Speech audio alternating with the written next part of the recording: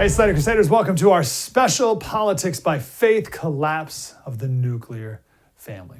We're going to start off identifying the problem, and then we're going to talk solutions and redemption. That's the plan. So first, is the nuclear family, in fact, collapsing? Well, what is the nuclear family? Nuclear family is a married husband, wife, kids. Today, if we have like polyamory, no. Husband, wife, kids. That's a nuclear family. Here's really the only fact I think I need to share. We'll share a few, but this is the big one. This is according to the CDC. I'm not making this up. This is according to the CDC. Of all the births in America to unmarried women, of all the births, 39.8%, we'll round up, 40% of all the births in America are to an unmarried woman. 40%.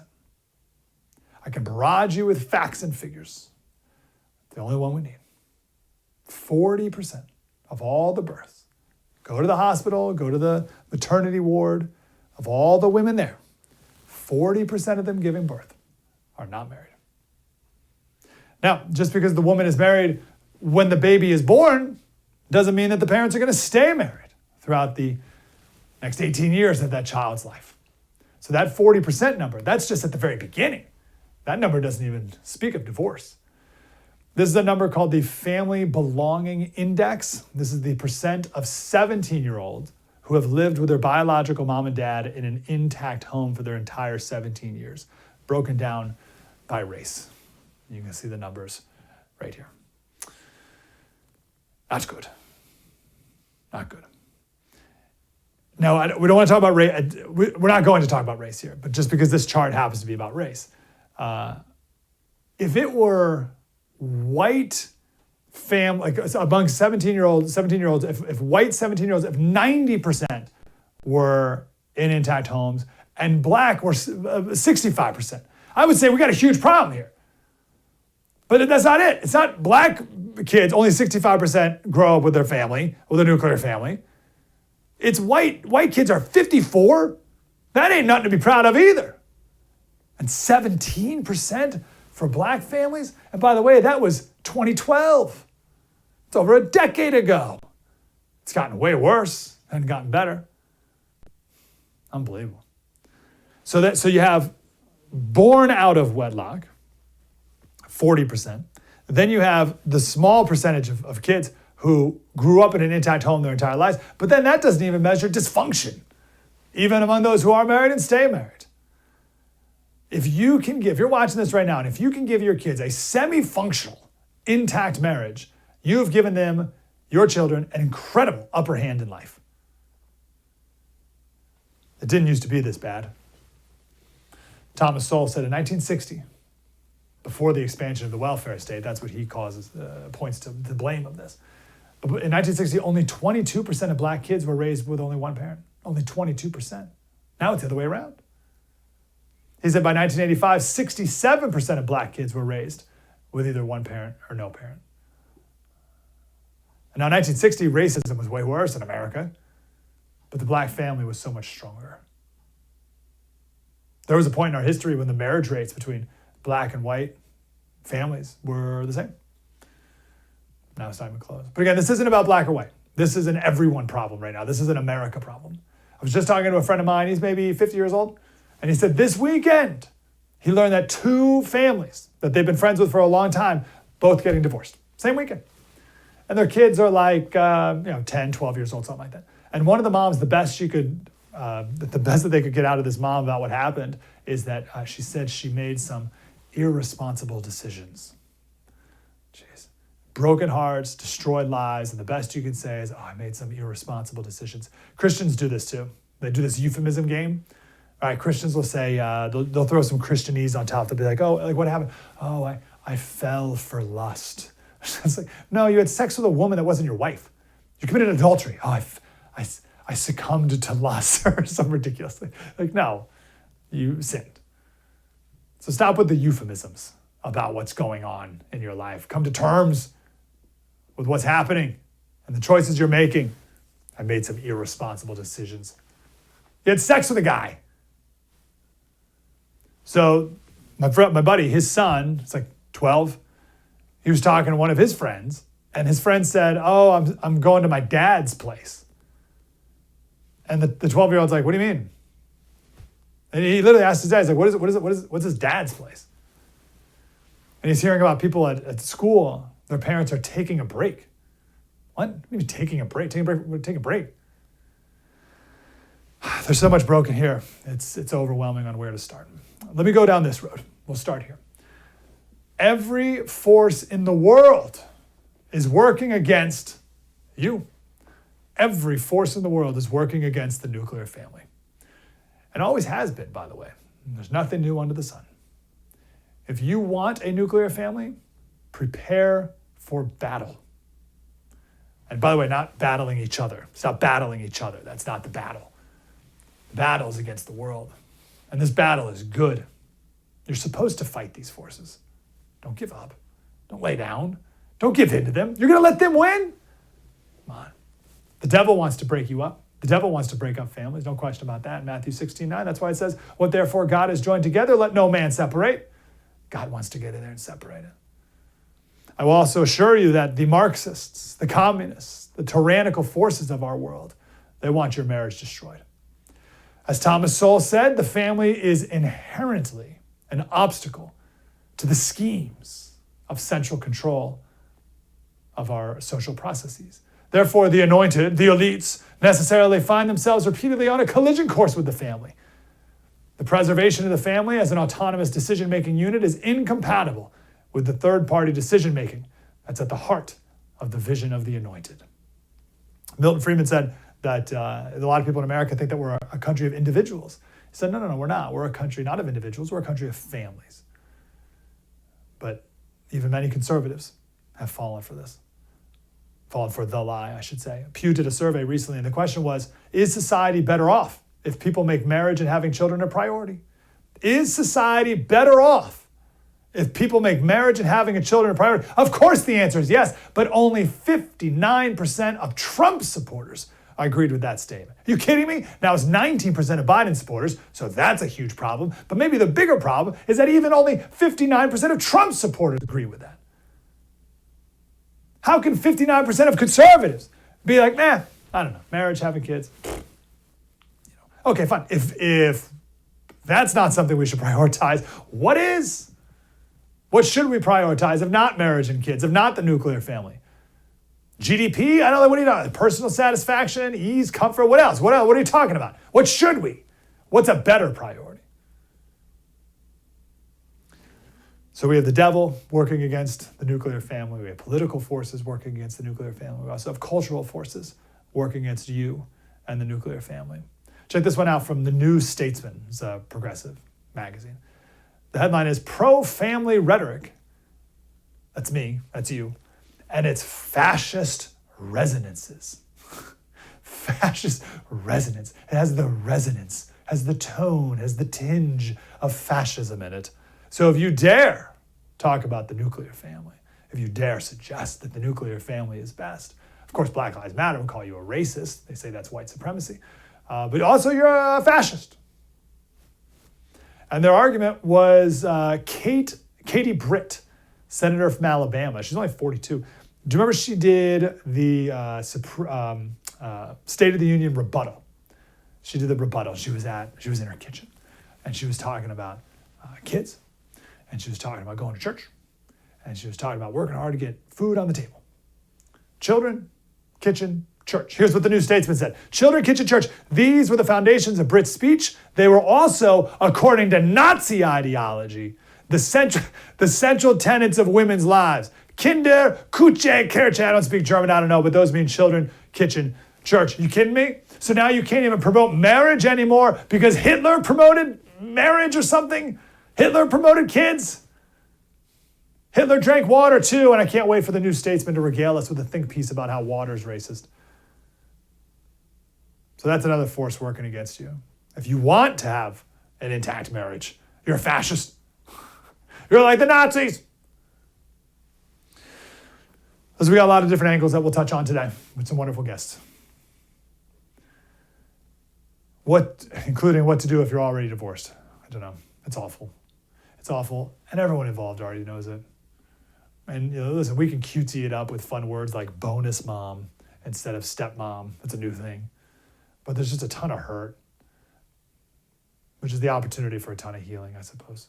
But it's not to be taken lightly. You already know that. Here's my plea. For those who are still married, but maybe you're on the brink, things aren't going well, I'm here to tell you, cheating is not worth it. Cheating is the least worth it thing in the world. Get your marriage right as quickly as possible. Men and women, stop thinking about yourself. Serve. Women, stop nagging. Men, stop being naggable. Stop playing video games. Man up. Be productive. Be a man. Be an active dad. Women, respect your husbands. Serve your husbands. Everyone, pay into your marriage. Your children's lives depend on it. The fate of this country depend on it. Yes, elections matter, but it all comes down to the family first and foremost. It starts with the family and ends with the family. Everything in this country is working against you. Everyone is working against you, from Satan to the statists. They all want you and they all want your marriage to fail. Don't let them. Coming up, Tim Carney, then Pastor Alan Jackson. So we're talking about the cultural influences, the political influences, then the spiritual influences. And we'll end up with a little word study on Proverbs 31 that I hope we can all take with us. That's the plan today. I'm grateful you're here on the First TV.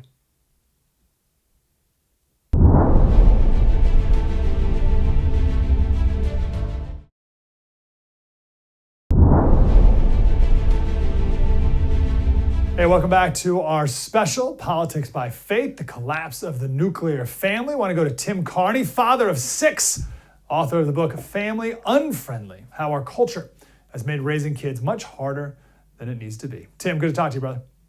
Hey, thanks for having me.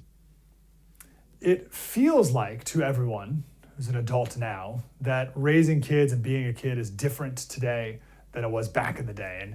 But how much of that is that true, or are we just romanticizing when I used to wander around all day in town and come back when the streetlights came on? Like, is that a real thing that happened, or am I just like making that up? It is a real romanticizing thing. The past.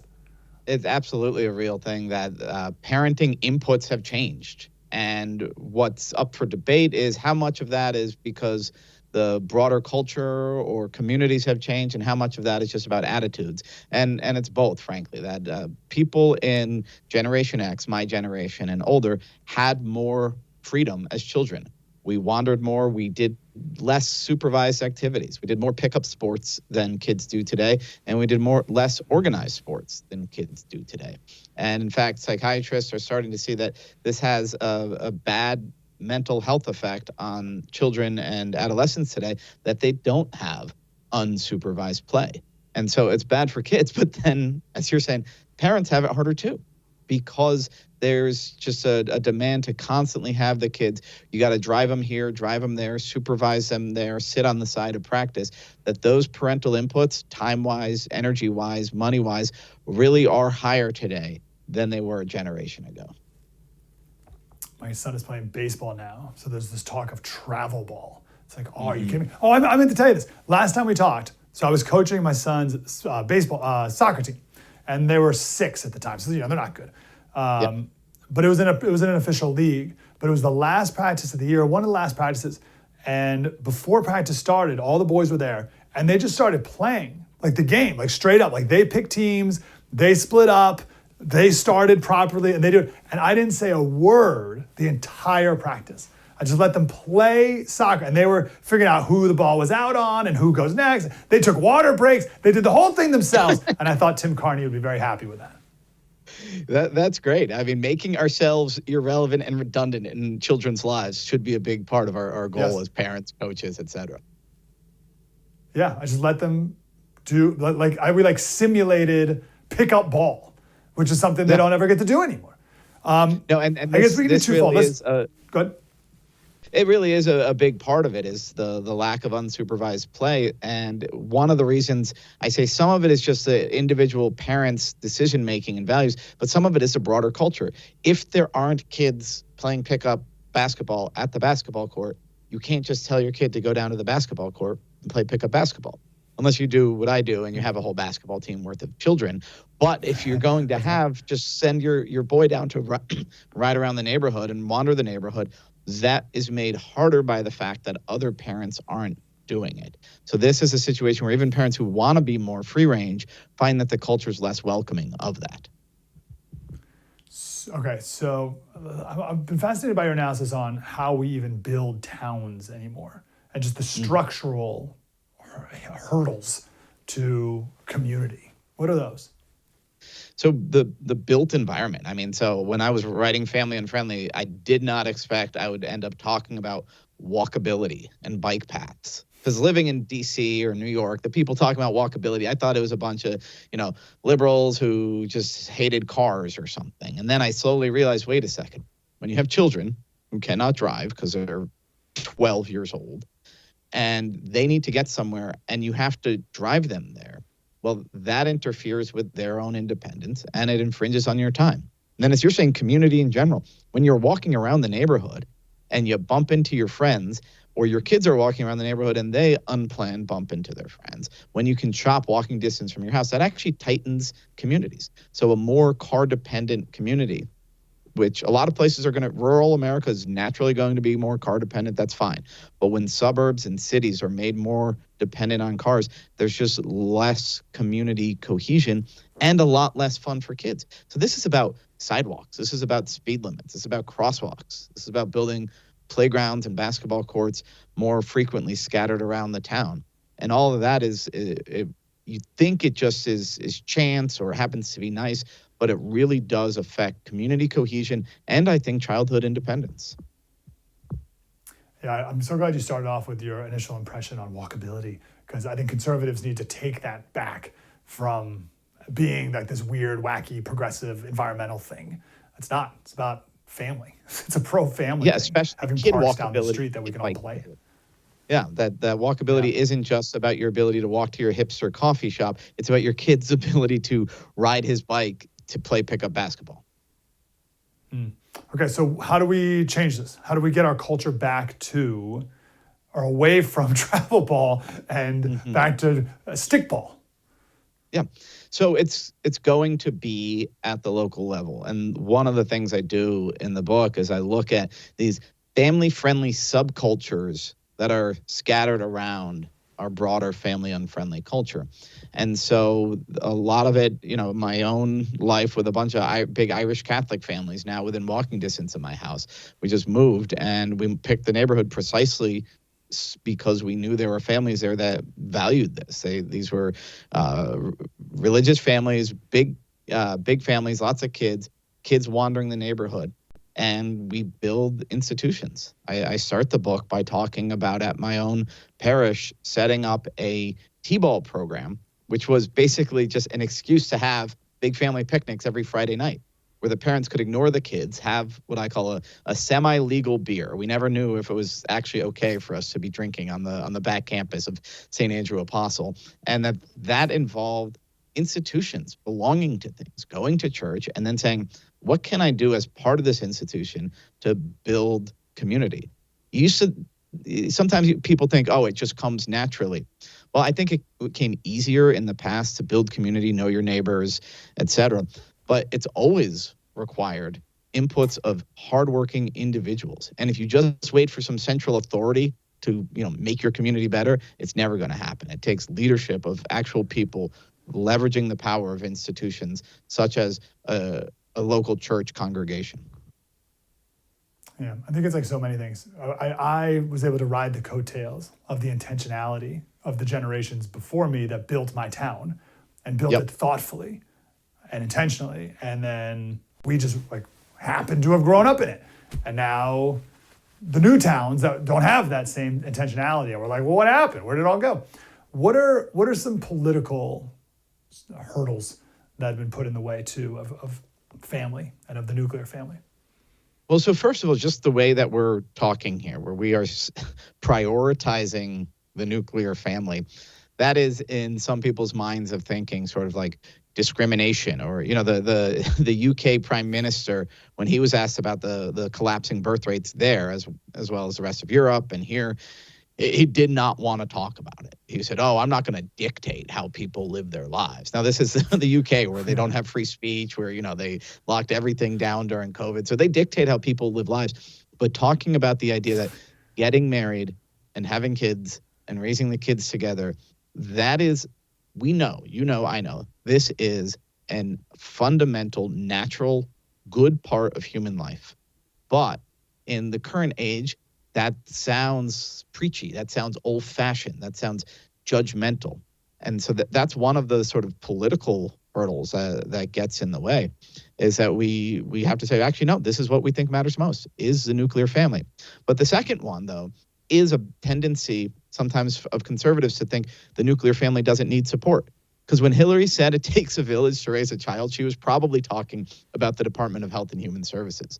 But conservatives know that what it really means is, the local parish, the local t-ball coach, a good library or something like that, that it really does actually take that support to actually raise kids. Parents can't do it on their own. It's funny, there's two different sides here, right? So you have some parents who are too active, too helicopter, too engaged with kids. And then you have this side where it's like no engagement at all. And it's like, well, that's too far on the other side. So you got to find this nice middle ground. So I guess in the minute we have remaining here, let's speak maybe to the kids who are lazy, who don't work hard, who don't want to put effort in, who don't want to do anything but play video games, who don't want to build community, who don't want to go play pickup basketball. What do you do with that type of youngster? Well, what our parents did is they kicked us out of the house, right?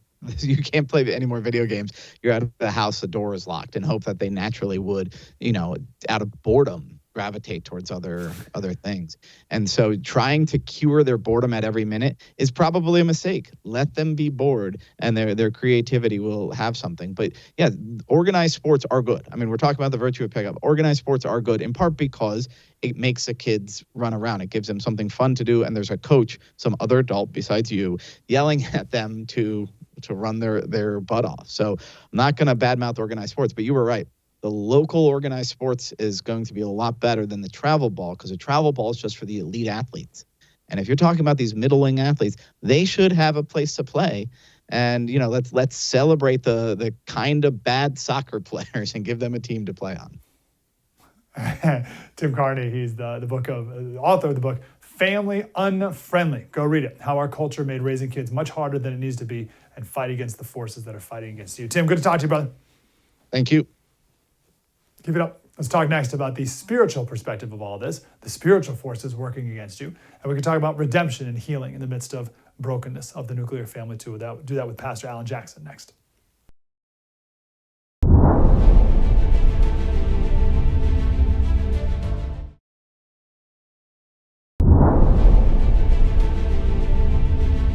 And welcome back to our special Politics by Faith, the collapse of the nuclear family. I want to go to Pastor Alan Jackson. He's the pastor of World Outreach Church and host of the show, Alan Jackson Now. Pastor, how are you, sir? Great, Mike. It's good to be with you again.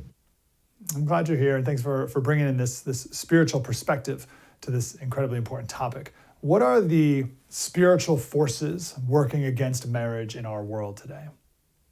Wow. Well, I think your question has the essence of it. I think first we have to acknowledge there are spiritual forces that work against us. I believe there is a God who created the heaven and the earth, including human beings, and he's given us a template for the best way to be. And then I think there are spiritual forces that work against that. And if we can make those concessions, they're like the givens in a geometric proof, then we can start to talk about how we overcome that opposition. But I think obviously the strength of culture, of society, is that nuclear family.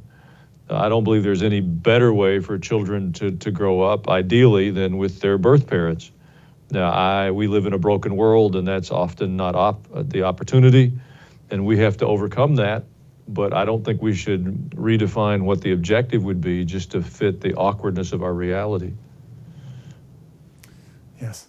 There's so many different there's so many people in these broken situations. So I'm trying to figure out where best to start off with the situation. Let's start off maybe with a married couple. No, let's do a couple that has been divorced. How do you, as a pastor, speak to a divorced adults? Well, I mean, obviously, I'm a pastor, so I've spent my professional life in the church world. And I think it's helpful for me to start with the acknowledgement that the church is not a hall of fame. We don't gather for our services to preen about because we are flawless. The church is a triage unit. We're much more a hospital where we come in our brokenness to acknowledge that we need the redemptive power of God to help restore our lives in order to get to a better place. I mean, I'm a poster child for that. I went through a divorce when I was 23. And, at that time, it was some years ago, to be a professional Christian and face that really would put you beyond the pale. And I lost most of my professional associations but what it did for me was recognize the need for restoration. And I didn't have much compassion around me because I hadn't been a very compassionate person. I used to say if you did good things would happen. And if you did bad things would happen. And life was simple. I was young and stupid. And when my life blew apart, there wasn't a great deal of compassion. So I said I would spend the rest of my life doing my best to help broken people find restoration and redemption. But that doesn't mean we don't have boundaries. It doesn't mean we've eliminated sin. We live in a broken world, but we serve a God who restores and redeems. I think that's the heart of the message of the gospel.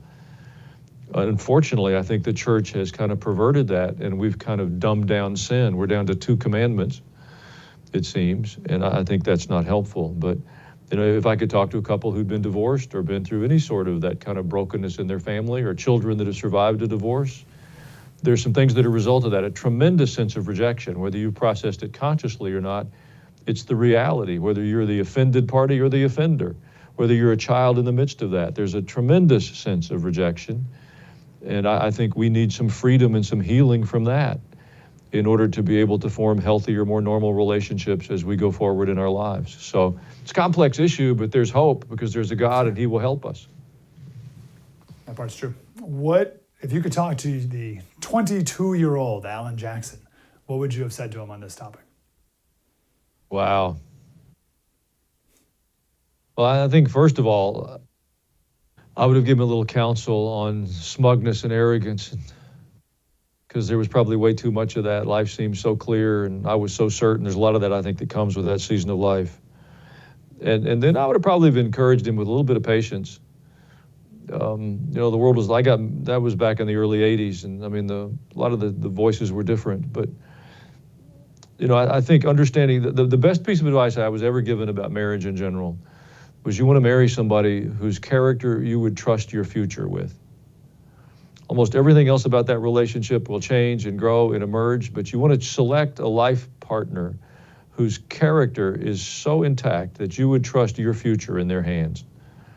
And I wish I had understood that better when I was 22. I've said this for a while now, that it needs to be a massive cultural change and advice we give to young people on choosing your husband or wife. I don't know how people are choosing it now, but it's not good. Like we need to reassess what we're doing because it ain't working. Yeah, I think we could revisit that. That'd be another show. Yeah, that's right. I don't know if it's based off of feels, and we just need to think more, as you just articulated there. Let's talk to kids and people watching now who went through a divorce when they were kids. Their parents got divorced, and they're now adults, and maybe almost certainly have not processed this fully. What is your advice to people who are the products of a broken marriage? Well, I think the first thing I would say is it's not your fault. Because we all tend to internalize that, and I think you think, well, I could have been more. There could have been something I could have done, something I wanted. One of the things I've observed is kids love their parents, and they're not nearly as interested in the cause or the bad behavior, or they may be agitated by it, but they still love their parents, and they understand intuitively that there are some exceptions to this. There are some places where the abuse is so egregious that the kids are better away from the parents, but in the vast majority of the places, they have this intuitive understanding that life would be better if their parents could just love one another and treat one another with integrity and dignity. And if you're a survivor of that, it's not your fault. And it's also not a curse that has to follow you. The best way, the only way I really have any hope for a marriage to work is that the couple understands they've made a covenant in the sight of God, and they're going to do their best to lead their lives and their family under that authority, the biblical perspective, that biblical worldview. And if we'll pursue that, then you get a power beyond yourself to help. I think we have the same problem in marriage that we have in politics. We want the perfect candidate. We want a candidate that meets all of the criteria, or we don't want to participate. And when we think about marriage, it's easy to get disillusioned if we can't find the perfect candidate. Well, there are no perfect candidates. It's a negotiation. And what makes that possible is we agree to the ground rules, and that biblical worldview gives us a way to walk that forward. So if you come from a broken family, it doesn't mean you're cursed to repeat that. It doesn't mean love is beyond you. It doesn't mean you are not worth loving. It doesn't mean you're doomed to a life of rejection. God is well able to write a story for you. I had a conversation with a woman this week. She came up to me Sunday and thanked me for speaking on behalf of the sanctity of human life. She said she suffered, she was the victim of incest. And she said, I gave birth to a daughter who's now an adult, and she's one of the highlights of my life. And in some of the most egregious abuse, God is able to do something that makes it remarkable. And so no matter how broken someone may think their family situation may have been, God can take that story. The Bible says he's the author and the completer of our story. And he has that license that the author has to write the story until the ending is right. And God will write a good ending for you if you'll cooperate with him. Putting aside, only about a minute or so, but putting aside obviously abuse or anything violent like that, but just the marriage that's just not thriving, what is your advice to that husband and wife? Well, that's not simple, and I don't want to oversimplify it, but I think relationships have seasons, just like almost everything else. And there are times when they're more fulfilling and more fun, and there are times when they seem difficult and it's a lift. And the best things in our lives are on the other side of difficult. A college degree, a good marriage, good kids, all of those require effort, intentionality, sacrifice, self-discipline.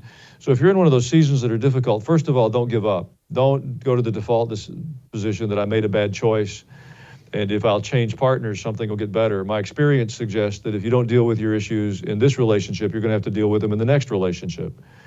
So if you need professional help, get some professional help. If you're not in the habit of inviting God into the midst of that on a daily basis. James 1:5 says if we lack wisdom, we can ask and God will give it to us. So you can do something as simple as say, God, give me your wisdom. If you feel like all the truth's not on the table, I simply begin to say, God, let the truth be told in this relationship. Let it be made evident. Just start to invite God into the midst of that circumstance and determine that you're going to honor God. People can't fulfill us.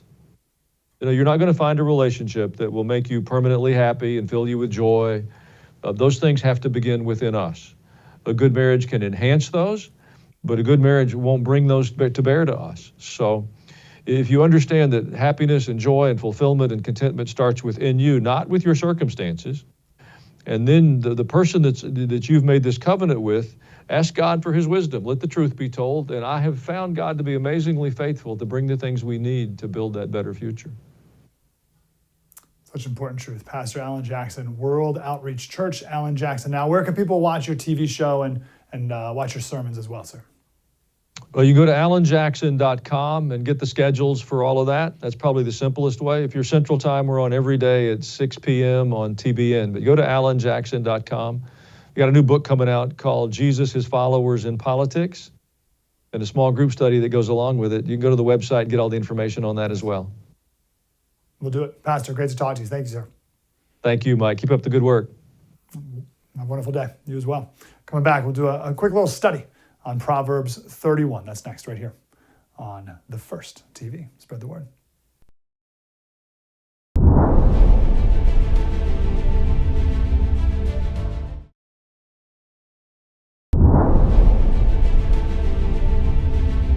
Hey, welcome back to our special, Politics by Faith, the Collapse of the Nuclear Family. Thanks for being here. Thanks for listening to this. And it's good to know we're on the same page with how important this topic is. Tim Carney, we just spoke to a moment ago, he's got a chapter in his book called Pro-Family Feminism. Feminism has decided, didn't start off this way, to be anti all traditional gender roles. You got to throw it all out. A massive part of this attack on the family is the attack on women. That you need to find your worth outside of the home. Here's the New Statesman that we quoted a moment ago. The New Statesman, and this is the article that said, if you're pro-family, you're like the Nazis with your fascist resonances. The New Statesman ended their article with, authoritarian ideologies are not exclusively right-wing, but right-wing authoritarianism has rarely existed without conservative gender roles to bolster, enable, and perpetuate it. The ideal woman, the far-right fascists say, the ideal woman is submissive homemaker, an obedient childbearer, and the ideal man is dominant patriarch. It's a model that authoritarian regimes emulate in law and governance. It's a very old model. I love that progressivism, whenever they say something's old, that's all they need to say to make an argument that it's bad, just because it's old. That's it. It's old. And if you're a progressive reading the New Statesman, which you are, you're like, oh, old? Bad. That's all they need to say. They don't need to say why it's bad. They just need to say it's old. They said it's a very old model, and it's one that is seemingly endlessly resurrected by men in search of total power. Oh. Let's go to Proverbs 31, shall we? To debunk this feminism. Proverbs 31. Who can find a virtuous wife? Her worth is far above rubies. The word virtuous, beautiful word. It's the same Hebrew word, spelled Hayil. It's the same Hebrew word that's used in 2 Kings 24:14 to describe the mighty men of valor. Virtuous and valor. Same Hebrew word. Who is this virtuous woman full of power and strength? Who is this strong and virtuous wife? In a Bible commentary by William Ross, he said, the vocabulary and the expressions in Proverbs 31 have a ring of an ode to a champion. What this woman has does not simply fall to her. It is her victory through wisdom, her hard-won reward. There's all these military allusions, in Proverbs 31. She dresses herself with strength and makes her arms strong. The word strength used in the Hebrew there, it's the same word used to describe heroic victories in battle, all throughout the Bible. Exodus and Samuel, that same word, strength, to describe a woman and a wife. The word, there's a part of Proverbs 31 about excelling them all. It says, many women, I think it's verse 29, many women have done excellently, but you surpass them all. You excel them all. Now, the word excel that's used to describe military victories is the same. My point is, Proverbs 31 is not kidding around. Proverbs 31 doesn't say, hey, women, you're no good anywhere else. You should just cook.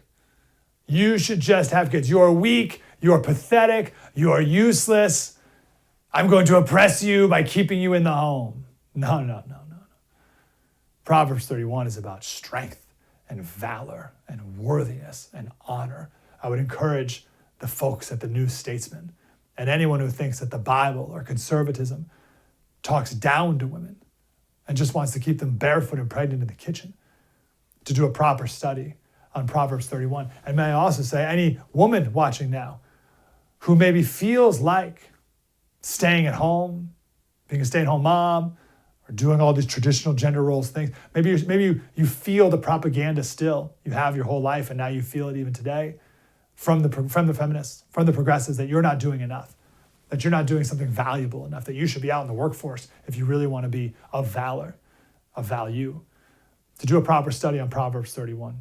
Proverbs 31, this ideal woman, it's about strength and like physical strength and wisdom and diligence and intelligence and honor and virtue and protection and service and love, all to the point where one of the greatest blessings of all, her children rise up and call her blessed. Her husband also, and he praises her. That's a woman. Beautiful picture of a virtuous woman. How virtuous? Her worth is far greater than rubies. The left thinks that, I don't know how you can do a study on Proverbs 31 or listen to my attempt to speak as best as I can to the beauty of Proverbs 31. I don't know how you can be progressive and hear that and think that Christians want to keep women down, or conservatives want to keep women down, or that traditional gender roles is some bad thing. I don't know how you can possibly come to that conclusion. You got your own messed up perceptions as to what Christianity says about women. The left thinks that Christians degrade women by keeping them in the kitchen. No, it's the left. It's, if anything, it's the feminists who degrade women by suggesting that their only worth is in the economy. How cheap is that? That a woman's worth becomes whatever her W-2 says? That's some replaceable job? That's your worth. We need to refocus on the family. We need to refocus on our roles as husband or wife, first and foremost, more than anything else. Just the other day, and we're not perfect by any means, but it was just the other day, wife and I were hugging in the kitchen, and Jack said, "Why are you guys hugging all the time?" We need a cultural value. He said, "Why don't you just say I love you?" That's what he said. Why don't you just say I love you? We need a cultural value placed on the nuclear family again. We need to talk to young people about choosing wisely.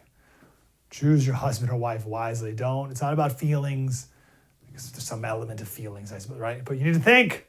Stop feeling. Don't make decisions based off of feeling. It's going to be a bad decision. Think. Use your brain. And we, adults, need to help kids, help young people make better decisions when it comes to who you're going to marry. And we all of us, need to be a people, all of us, be a people once again of virtue and strength and fight against the world, because every single element in this world, from the devil to politics to our culture, all of it is fighting against us. Every single element of this world is trying to tear us apart. And I believe they start with the family. Mike Slater, The First TV. Spread the word.